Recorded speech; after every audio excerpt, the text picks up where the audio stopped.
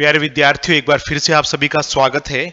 आज के दिन हम स्टार्ट करने वाले हैं केमिस्ट्री का एक और लेक्चर जिसका नाम है मेटल्स एंड नॉन मेटल्स, यानी धातु और अधातु। और इसमें से अनेकों क्वेश्चंस पेपर में आते हैं कि कौन सी धातु लिक्विड होती है, कौन सी अधातु चमकदार होती है, वगैरह वगैरह। कौन सी धातुओं को चाकू से काटा जा सकता है, ये सारी बातें आज के इस लेक्चर में हम डिस्कस करने वाले हैं। काफी इंटरेस्टिंग रहने वाला है प्यारे विद्यार्थियों। स्टार्ट करते हैं मेटल्स एंड नॉन मेटल्स, धातु और अधातु। मेटल्स एंड नॉन मेटल्स यानी कि धातु और अधातु, धातु और अधातु। तो पहले हम इनके अंदर अंतर कर लेंगे, तो अंतर में सारी बातें आ जाएंगी प्यारे विद्यार्थियों। धातु क्या है, अधातु क्या है, वो पहले जो हमने बेसिक करवाई थी केमिस्ट्री के, कि हम कैसे पता लगाएं कि ये धातु है या अधातु है, वो करवाया जा चुका है। अगर जिन बच्चों को अभी भी नहीं पता तो वहां से वो देख सकते हैं। तो प्यारे विद्यार्थियों, स्टार्ट करते हैं मेटल्स एंड नॉन मेटल्स यानी कि धातु और अधातु। तो मैं बीच में लाइन लगा लेता हूं। फिजिकल प्रॉपर्टीज के आधार पर हम करेंगे। पहले हम एक करेंगे कि भौतिक गुणों के आधार पर, भौतिक होता है कि वो दिखते कैसे हैं, क्या करते हैं, और केमिकल प्रॉपर्टीज यानी रासायनिक गुणों के आधार पर, फिजिकल प्रॉपर्टीज यानी कि भौतिक गुणों के आधार पर हम पता लगाएंगे कि धातु और अधातु में क्या अंतर है। भौतिक गुणों के आधार पर तो पहले तो हम पता करेंगे भौतिक गुणों के आधार पर, फिर हम पता करेंगे केमिकल प्रॉपर्टीज यानी कि रासायनिक, यानी कि ये किससे क्या मिलकर के क्या बनाते हैं। केमिकल प्रॉपर्टीज रासायनिक गुणों के आधार पर, रासायनिक गुणों के आधार पर,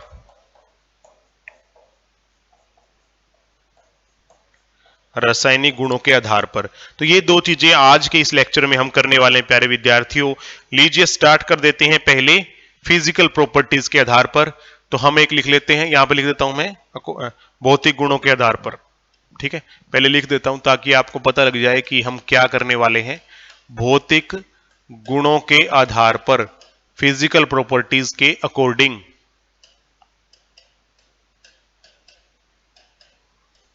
ठीक है, according to physical properties, according to physical properties. तो लीजिए पॉइंट वाइज हम स्टार्ट कर देते हैं। एक तरफ हम लिख देते हैं प्यारे बच्चों मेटल यानी कि धातु, और दूसरी तरफ लिख देते हैं नॉन मेटल्स यानी कि अधातुएं। नॉन मेटल्स, अधातुएं, अधातु ही लिख देता हूं मैं, अधातु। ठीक है, तो दोनों में क्या डिफरेंस है। पहला पॉइंट क्या है कि जो मेटल्स हैं, ऑल मेटल्स आर, यहां पर ना हम metals are good conductor of electricity, metals are good conductor of electricity. धातुएं क्या होती है, उनमें से विद्युत धारा गुजर सकती है, विद्युत की सुचालक होती हैं। जैसे जो भी तारे बनती हैं वो तांबा चांदी इन सभी की क्यों बनती हैं, क्योंकि ये सारे के सारे क्या हैं, गुड कंडक्टर है, यानी कि बहुत ही अच्छे चालक हैं। धातुएं विद्युत की सुचालक होती हैं, धातुएं विद्युत की सुचालक होती हैं। किसको छोड़कर, एक दो मैं बता देता हूं, एक दो ऐसी हैं जो नहीं होती, तो ब्रैकेट में लिख देता हूं लेड। लेड, लेड क्या होता है प्यारे बच्चों, पीबी बोलते हैं इसको, पीबी। लेड को पीबी को छोड़कर, लेड का सूत्र होता है पीबी, लेड को छोड़कर। दूसरी तरफ अगर देखा जाए, ये इस तरह के क्वेश्चन आते हैं पेपर में कि कौन सी धातु गुड कंडक्टर नहीं है, तो वो लेड है प्यारे बच्चों। ठीक है, अधातुएं विद्युत की कुचालक होती हैं। कुचालक यानी बैड कंडक्टर ऑफ इलेक्ट्रिसिटी। विद्युत की कुचालक होती हैं, कुचालक होती हैं। इसमें भी एक ग्रेफाइट है, उसको छोड़ दो, ग्रेफाइट को छोड़कर।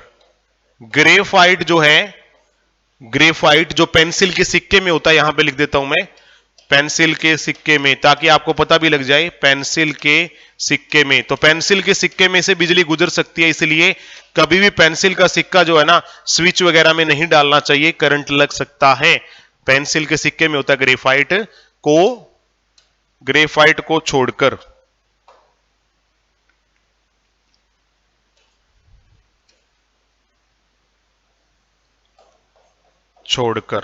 इंग्लिश में लिख देता हूं मैं यहां पर, all non metals are bad conductor of electricities except graphite. Non metals are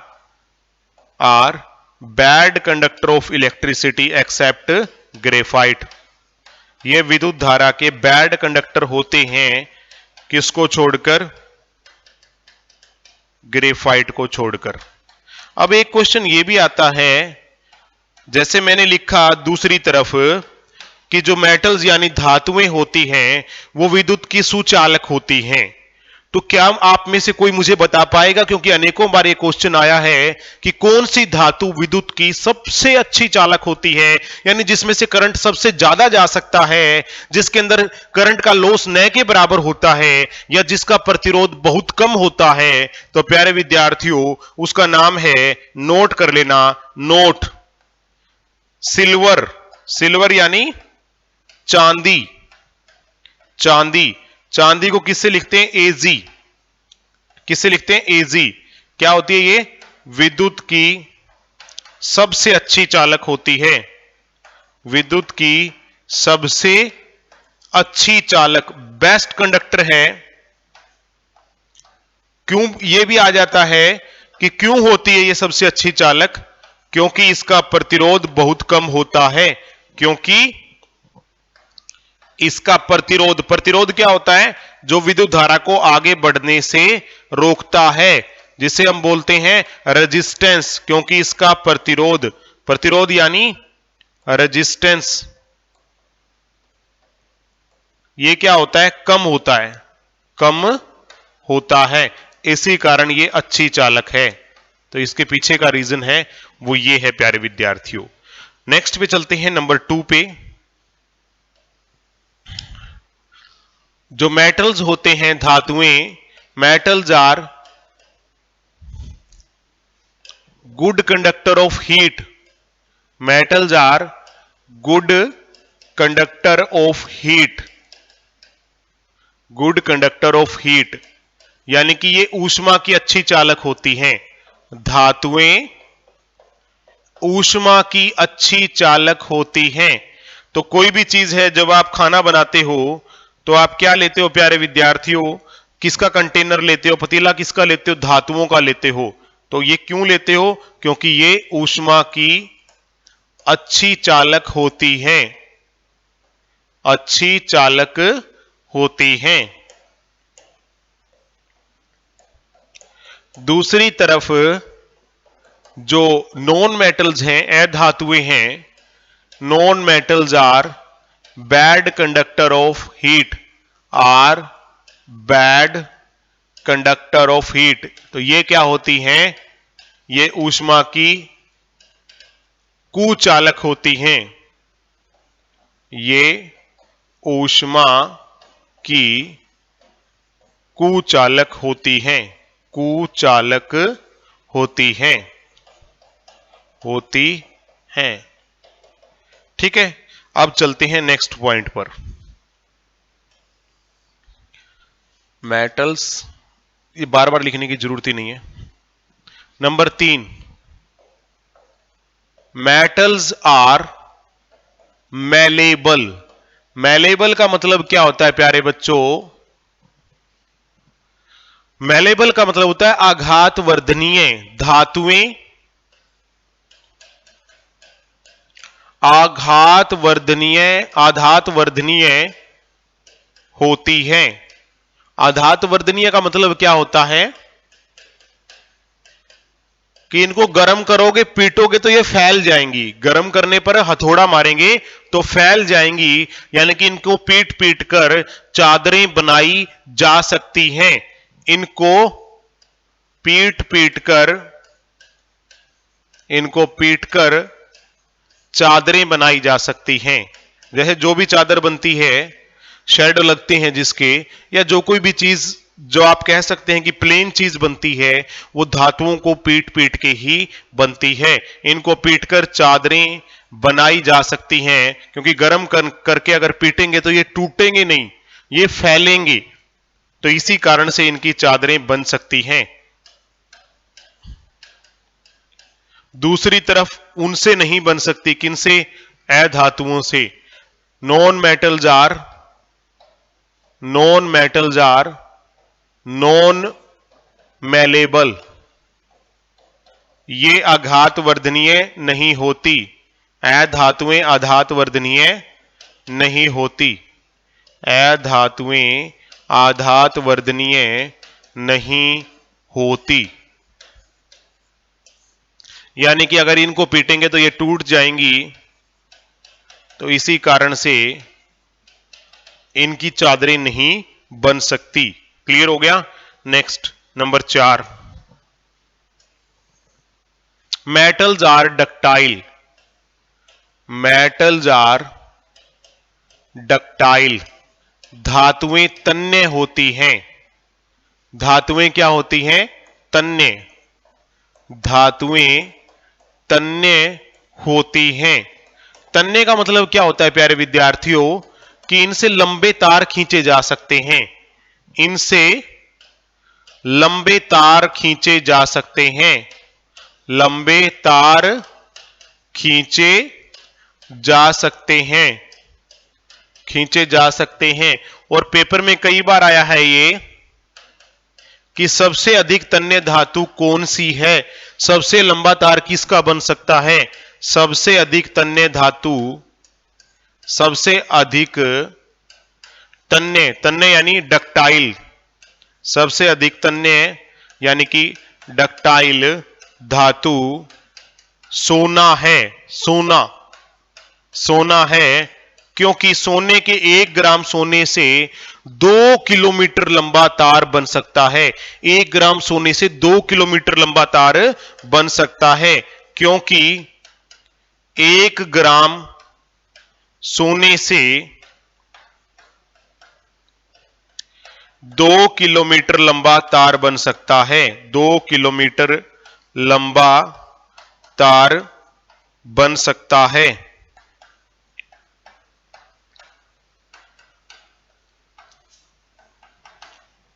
ठीक है? तो जो अधातुएं हैं, non metals are not ductile, ये तन्य नहीं होती। अधातुएं तन्य नहीं होती। अधातुएं तन्य नहीं होती। ठीक है? अब आ जाते हैं नंबर 5 पर। धातुएं क्या होती हैं प्यारे विद्यार्थियों? कठोर होती हैं। जैसे लोहा, सोना, चांदी, ये सब क्या है? कठोर हैं। ठीक है? धातुएं कितने पर आ गए थे हम? 4 थे, नंबर 5 पे आ गए। धातुएं कठोर होती हैं। मेटल्स आर हार्ड, धातुएं कठोर होती हैं।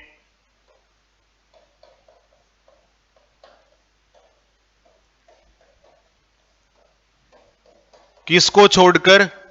सोडियम, पोटेशियम इत्यादि को छोड़कर। लिथियम, सोडियम, पोटेशियम, ये चीजें हैं कुछ एक जो कठोर नहीं होती हैं।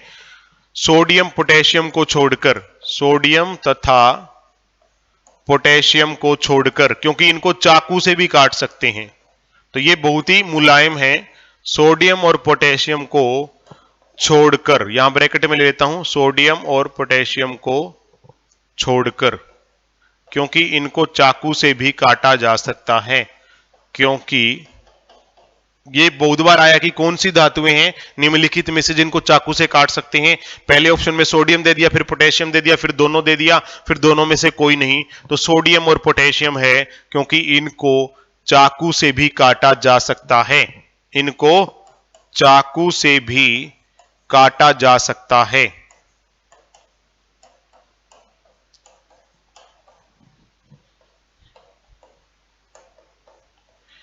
दूसरी तरफ non metals are not hard, अधातुएं कठोर नहीं होती। Non metals are not hard, अधातुएं कठोर नहीं होती।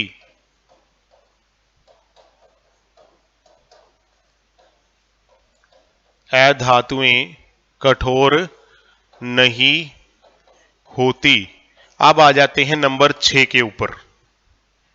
ठीक है, फिर से लाइन लगा लेते हैं। नंबर 6, धातुएं क्या होती हैं? चमकदार होती हैं।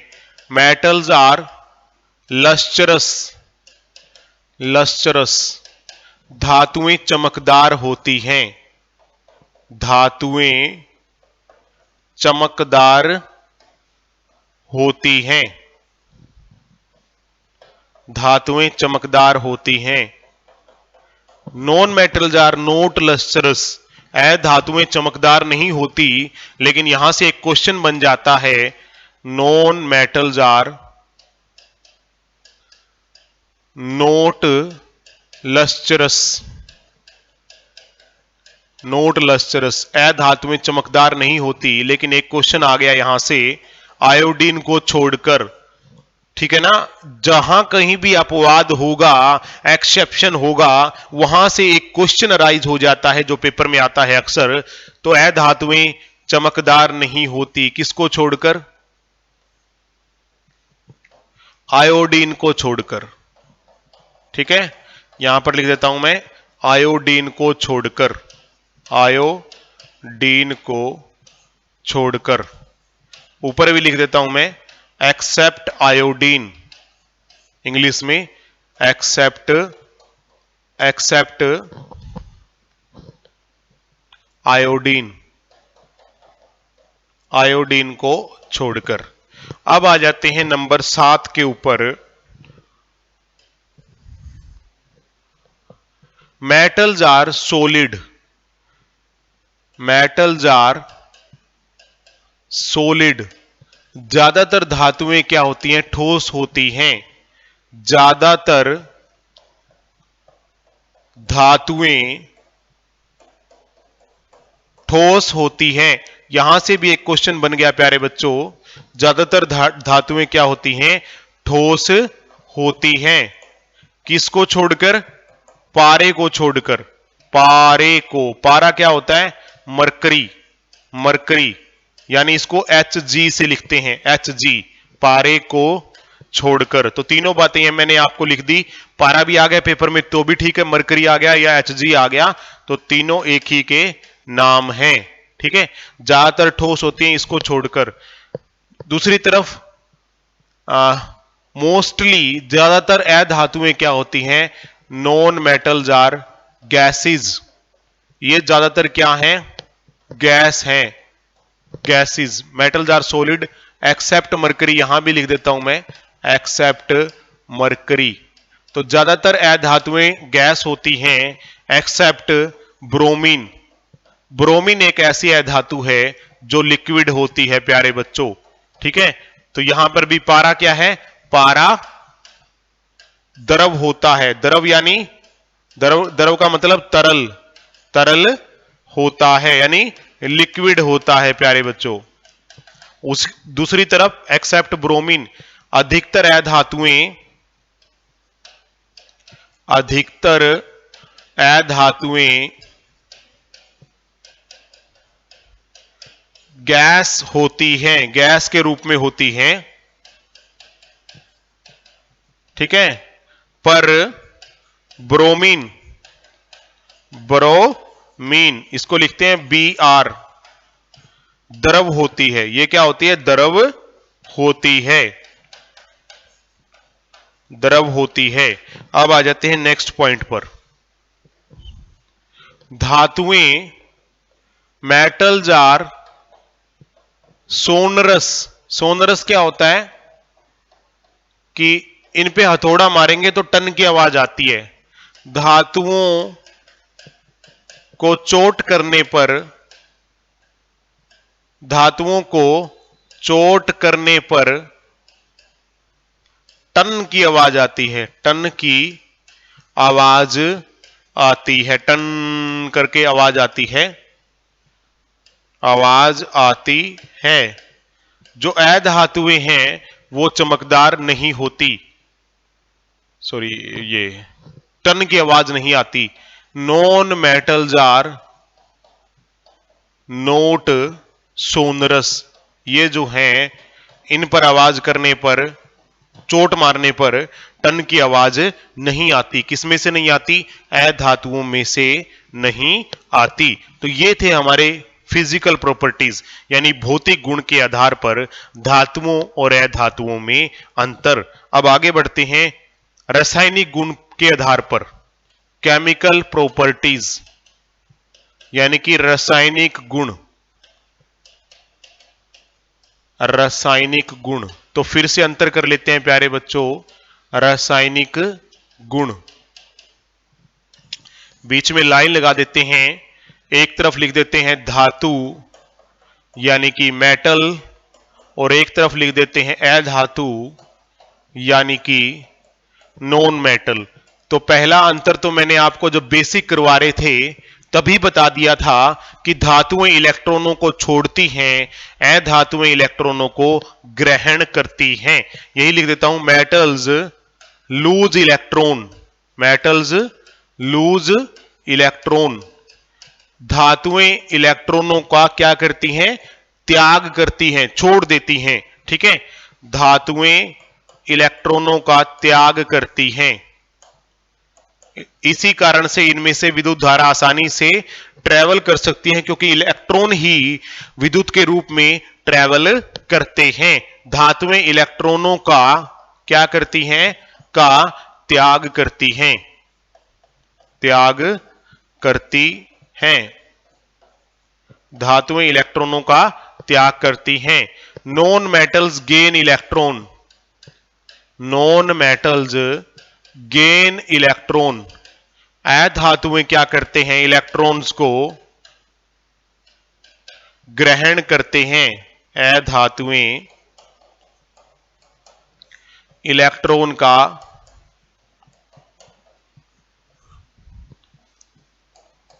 ग्रहण करती हैं।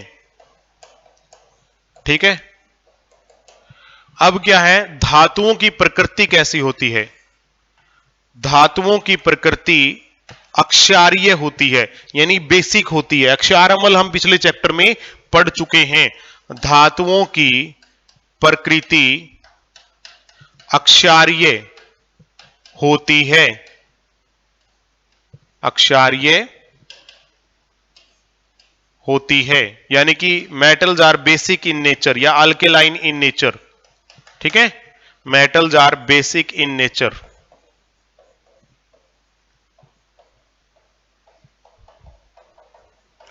दूसरी तरफ अधातुओं की प्रकृति कैसी होती है? अम्लीय होती है। अधातुओं की प्रकृति अम्लीय होती है। ये कैसे होते हैं? अम्ल यानी कि खट्टे स्वाद में, अम्लीय होती है। Non metals are acidic in nature, non metals are acidic in nature. Next, number 3, metals react with water. पानी से अभिक्रिया करते हैं और अभिक्रिया करके या तो ऑक्साइड बनाते हैं या हाइड्रोक्साइड। तो यहां पे लिख देता हूं, metals react with water, react with water to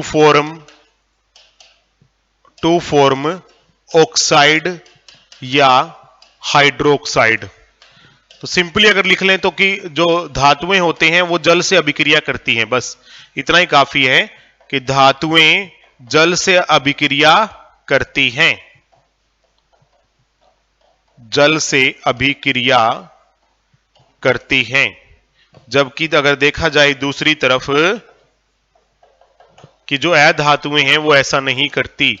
non metals do not react with water, non metals do not react with water, अधातुएं जल से अभिक्रिया नहीं करती, अधातुएं जल से अभिक्रिया नहीं करती।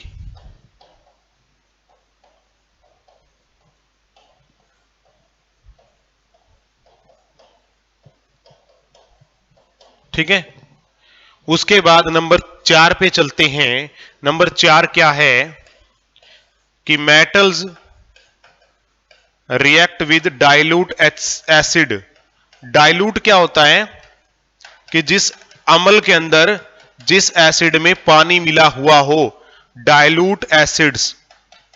धातुएं तनु अम्लों से अभिक्रिया करती हैं, धातुएं तनु अम्लों से अभिक्रिया करती हैं।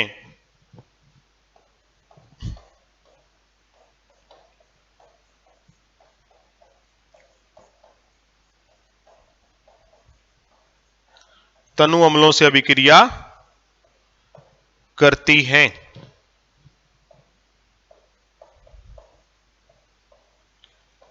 अधातुएं नहीं करती। Non metals do not react with dilute HCl,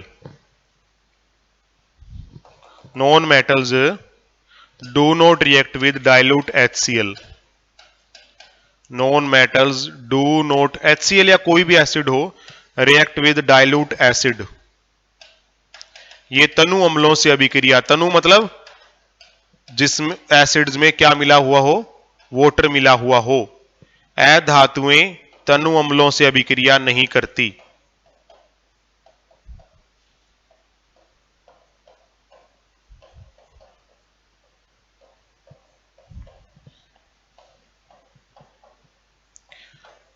अभिक्रिया नहीं करती।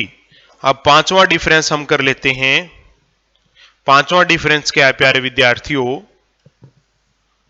कि जो धातुएं होती हैं, धातुएं अधातुओं के साथ मिलकर आयनिक आबंध बनाती हैं। ये आयनिक आबंध क्या है इसका भी हम आगे आने वाले लेक्चर में जिक्र करेंगे।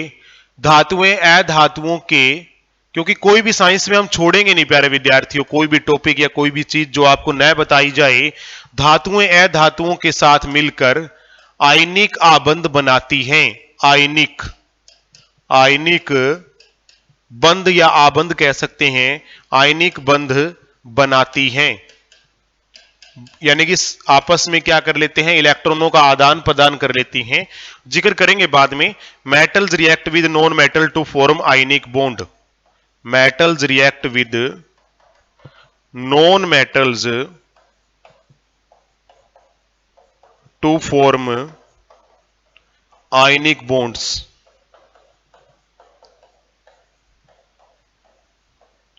ठीक है, अधातुओं से अभिक्रिया करके, अधातुओं से अभिक्रिया यानी ये खुद से अभिक्रिया करके आपस में सहसंयोजी आबंध बनाती हैं। अभिक्रिया करके सहसंयोजी, सह यानी खुद के साथ मिल जाना, संयोजी होता है मिल जाना, सहसंयोजी बंध बनाती हैं। यानी कि कोवलेंट बॉन्ड कहते हैं इसको, कोवलेंट इंग्लिश में। Non metals react with non metals to form covalent bond, non metals react with non metals to form covalent bond. तो ये कुछ एक इनकी केमिकल प्रॉपर्टीज हैं प्यारे बच्चों। रासायनिक गुणों के आधार पर अगर देखा जाए धातुओं और अधातुओं में क्या अंतर है, कल के लेक्चर में हम पढ़ेंगे कि धातुओं को शुद्ध कैसे किया जा सकता है, इनका निष्कर्षण क्या कैसे होता है, अयस्क क्या है, गैंग क्या है, और धातुओं के आपसी मिश्रण को क्या कहते हैं, ठीक है, उन सारी बातों के ऊपर जिक्र करेंगे। सोने को पिघलाने वाले पदार्थ का नाम क्या है, तो ये सब हम अगले लेक्चर के अंदर लेकर के आएंगे। आज के लेक्चर में इतना ही। Thank you very much. जय हिंद।